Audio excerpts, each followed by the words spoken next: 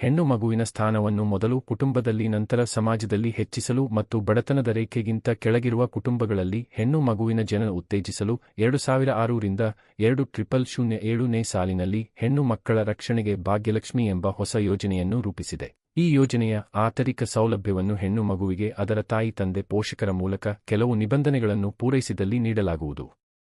ಬಡತನ ರೇಖೆಗಿಂತ ಕೆಳಗೆ ಇರುವ ಕುಟುಂಬಗಳಲ್ಲಿ 31.3 2006ರ ನಂತರ ಜನಿಸಿದ ಹೆಣ್ಣು ಮಕ್ಕಳು ಈ ಯೋಜನೆಯಡಿ ಫಲಾನುಭವಿಗಳಾಗಿ ನೋಂದಾಯಿಸಿಕೊಳ್ಳಲು ಅರ್ಹರಿರುತ್ತಾರೆ. ಮಗು ಜನಿಸಿದ 1 ವರ್ಷದೊಳಗೆ ಜನನ ಪ್ರಮಾಣ ಪತ್ರವನ್ನು ಒದಗಿಸಿ ನೋಂದಾಯಿಸಲು ಅವಕಾಶವಿದೆ.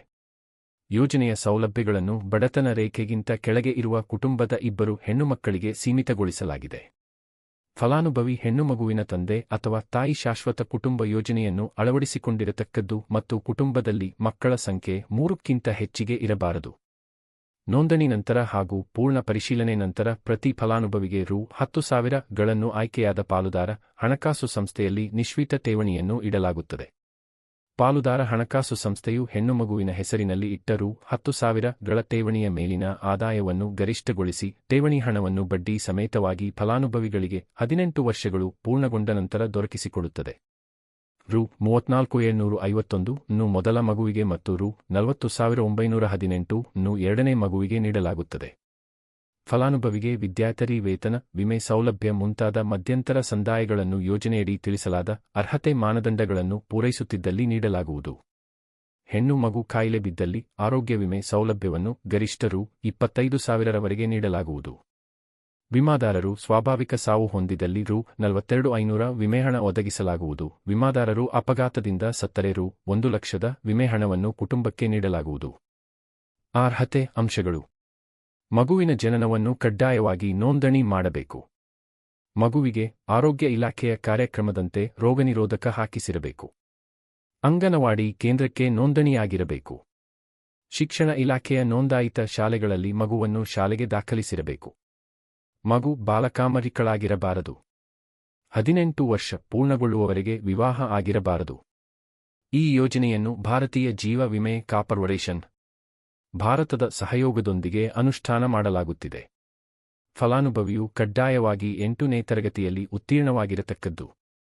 18 ವರ್ಷ ತುಂಬುವ ಮುನ್ನ ವಿವಾಹವಾದಲ್ಲಿ ಅಥವಾ 18ನೇ ವರ್ಷದೊಳಗೆ ಮರಣ ಹೊಂದಿದಲ್ಲಿ ಫಲಾನುಭವಿಯ ಹೆಸರಿನಲ್ಲಿ ಹೂಡಲಾದ ಪ್ರಾರಂಭಿಕ ಠೇವಣಿಯನ್ನು ಸಕಾರಾರಕ್ಕೆ ಮುಟ್ಟುಗೋಲು ಹಾಕಿಕೊಳ್ಳಲಾಗುವುದು. ವಾರ್ಷಿಕ ವಿದ್ಯಾರ್ಥಿ ವೇತನದ ವಿವರಗಳು ಈ ಕೆಳಗಿನಂತಿರುತ್ತವೆ. ತರಗತಿವಾರು ವಾರ್ಷಿಕ ವಿದ್ಯಾರ್ಥಿ ವೇತನದ ಮೊತ್ತ ರೂ.ಗಳಲ್ಲಿ 1 ರಿಂದ 3ನೇ ತರಗತಿ ಪ್ರತಿ ತರಗತಿಗೆ 300, 4ನೇ ತರಗತಿ 500, 5ನೇ ತರಗತಿ 600, 6 ರಿಂದ 7ನೇ ತರಗತಿ 800, 8ನೇ ತರಗತಿ 800, 9 ರಿಂದ 10ನೇ ತರಗತಿ 1,000. ಭಾಗ್ಯಲಕ್ಷ್ಮಿ ಯೋಜನೆಯನ್ನು ಆಗಸ್ಟ್ 2008ರಲ್ಲಿ ಭಾಗಶಃ ಮಾರ್ಪಡಿಸಲಾಗಿರುತ್ತದೆ. ಪರಿಷ್ಕರಿಸಲಾದ ಯೋಜನೆಯು ದಿನಾಂಕ 01.0808ರಂದು ಹಾಗೂ ನಂತರ ಜನಿಸಿದ ಮಕ್ಕಳಿಗೆ ಅನ್ವಯಿಸುತ್ತದೆ. ಹಾಲಿ ಜಾರಿಯಲ್ಲಿರುವ ಯೋಜನೆಯನ್ನು ಈ ಕೆಳಗಿನಂತೆ ಪರಿಷ್ಕರಿಸಲಾಗಿದೆ. ಯೋಜನೆಯಡಿ ನೋಂದಣಿಯಾದ ಕುಟುಂಬದ ಮೊದಲನೇ ಮಗುವಿನ ಹೆಸರಿನಲ್ಲಿ ರೂ. 19,300 ಹಾಗೂ ಎರಡನೇ ಮಗುವಿನ ಹೆಸರಿನಲ್ಲಿ ರೂ. 18,350ಗಳ ಮೊತ್ತವನ್ನು ಪಾಲುದಾರು ಹಣಕಾಸು ಸಂಸ್ಥೆಯಲ್ಲಿ ಠೇವಣಿಯಲ್ಲಿರಿಸಿ 18 ವರ್ಷಗಳು ಪೂರ್ಣಗೊಂಡು ನಿಬಂಧನೆಗಳನ್ನು ಪೂರೈಸಿದ ಕುಟುಂಬದ ಮೊದಲನೆಯ ಫಲಾನುಭವಿಗೆ ರೂ. 1,97,000 ಹಾಗೂ ಎರಡನೇ ಫಲಾನುಭವಿಗೆ ರೂ. 1,52,000 ಪರಿಪಕ್ವ ಮೊತ್ತ ದೊರೆಯುತ್ತದೆ.